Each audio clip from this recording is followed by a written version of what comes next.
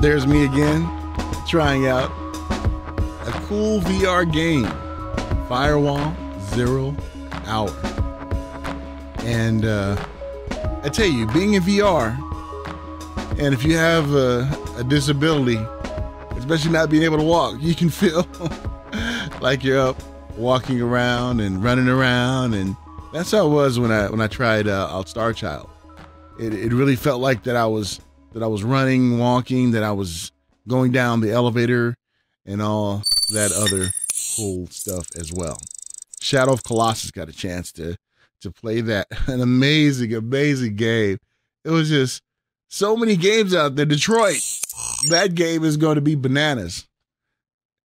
PlayStation and the different games that are going to be released. Be ready for it, folks. And The Last Guardian. I really enjoyed that game. I was training a baby griffin. I was training him, like throwing different stuff up to him to eat, and it was a VR game as well. And it felt like I was like walking and doing all these great things, and yeah, it was amazing. But I wanted to close out the show by talking to a very inspirational person out there who has support of his parents. And sometimes we can take what life throws at us and it can get us down. It can cause us to just ball up in a shell and just be so self-consumed within ourselves that we don't want to do anything but just sulk. My next guest did not do that. He inspired me so much. And make a bet that he inspires you as well. Josh, it's an honor talking to you, my friend. How are you? I am doing better than I have a right to by a considerable margin. Well, you know, Josh, you are really an icon when it comes to accessible gaming. You help a lot of us out in the gaming community who have a form of disability. And talk about what made you guys want to create Daggers? Well, the funny thing is I actually created my company on a bet. So 5 years ago, I was looking for a honors project to round out my bachelor's, and my professor came in one day during the lecture and did a rant against video games as having no value. And so I did my paper on the medical value of the medical benefits of gaming for the disabled. And from that I realized, because he bet me I couldn't find a use for a positive use for avatars in particular. And so from that I realized that there wasn't a place that offered sort of fair journalistic perspectives for the physically impaired. I say it like this: I'm not an advocate. Advocates want to change things. I'm an educator. Video games thrive on diversity. Part of that diversity means that there will be inaccessibility. All I'm saying is that for people who care about accessibility, there are ways to make your game accessible without diminishing your vision as a developer. And Josh, when you talk about doing it on a bet, and also talked about how the medical benefits of gaming, what were some of those benefits? Mostly psychological.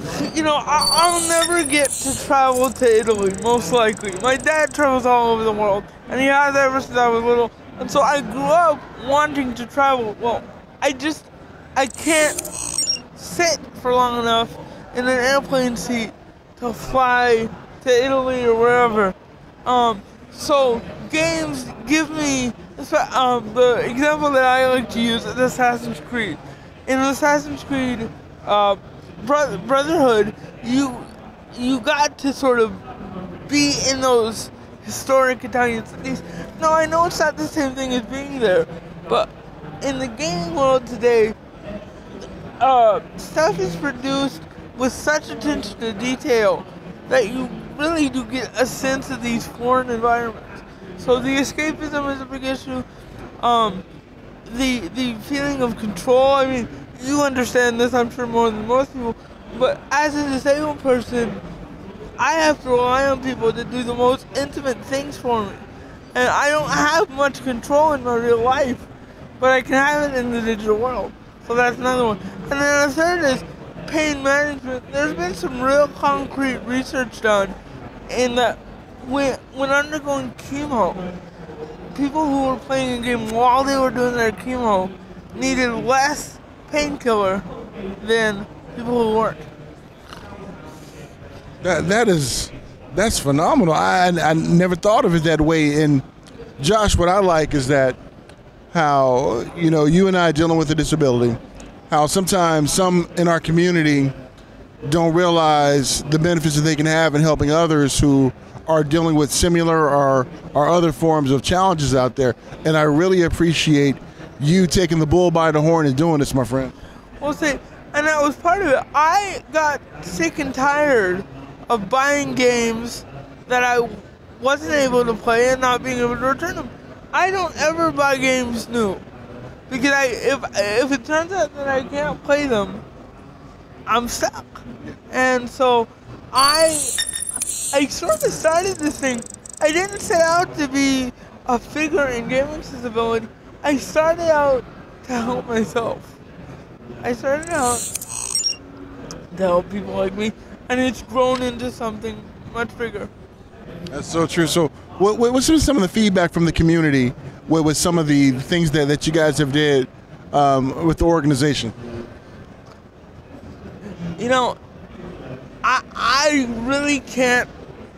There's not enough time in 10 of these broadcasts to really talk about that. Needless to say, it's been overwhelmingly positive. I mean, from the little indie developers that just send me an email and say, hey, can you give us feedback, to companies like Sony, Naughty Dog, Xbox. Just this year alone, I've made 7 trips, all to major game developers, and all focused on accessibility. And so I have been just invited into the culture, and I'm really, really blessed to have that privilege. And talk about being here at PSX and having Sony be one of the advocates behind of what you're doing. Could you rephrase the question? Oh, how does it feel to be a part of PSX and having Sony really stand behind what you guys are doing? Well, I'll tell you, I wouldn't be anywhere near where I am today if Sony hadn't partnered me and worked with me. I mean, it's awe-inspiring. I tell my parents, who are my primary caretakers, there are not enough words of gratitude in the English language for me to express how grateful I am to Sony, to my parents for supporting me in this, and even to the Lord, because I mean, everything has just been so great. So. And Josh, what more can be done for us as a community? What do you think? There's a lot of negativity that needs to go away. Not coming from the game industry, coming from advocates. There's a lot of entitlement that needs to just go away. Like, nobody likes a bitter disabled person, and lots of disabled advocates try to get their way through complaining, through criticism, through attack. That's one of the biggest areas for growing.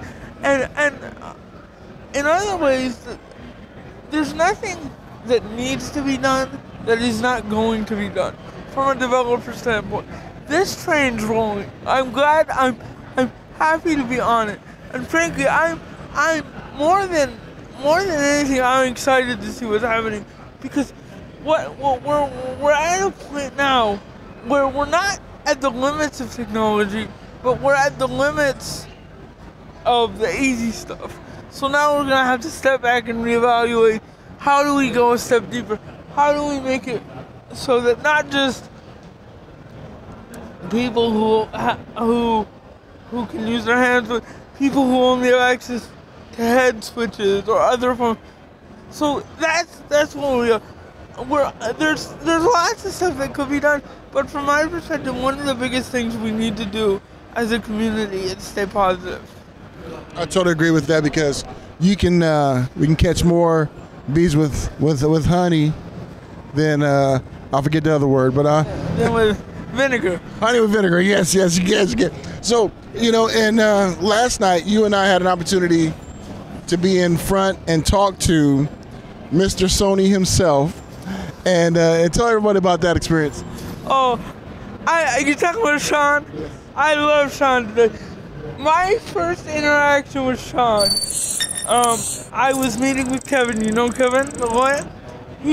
My first meeting with Sean, he actually came up to me, he said hi to me, and then went over to my mom and hugged my mother. Didn't know us from anybody, and here he is hugging my mother, telling us how great we're doing. He is the epitome. I hope I don't come across as too congratulatory, but he is the epitome of good leadership. And corporate pushes like this are led from the top, and you can see that in the way Sean acts. Yeah, I got that last night too, and we had a chance to talk with him. It was an amazing experience. So, my friend, it's been awesome talking to you. Anything else? I can't believe that you would want to take time out of your busy schedule to talk to me, so I'm just grateful for this opportunity.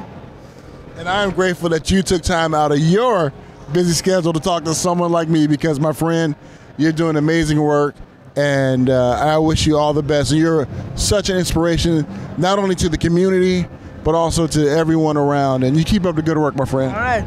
Thank you. Once again, a huge shout out to the chief editor and consultant from Daggers, Josh Straub, joining me and talking about just the amazing organization that he has and what he's a part of. And I appreciate him opening up about just how gaming can help us out socially as well. And he and I both share an equal gratitude to Sean Layden of Sony, just to allow us to talk about gaming and accessibility, and really just standing behind all the great folks that I interviewed today and giving them a platform. Please go to daggersystem.com. That's where you want to go and check it out. All right. Well, that's the end of our show, and I hope you enjoyed it as much as I did. We know that CES 2018 is coming up, and looking forward to sharing with you some of the great tech coming out of there. Again, we'd like to thank the folks over at PlayStation, Kevin, and Sean, and the team. Thank you so much. Until next time, folks, I'll talk to you soon.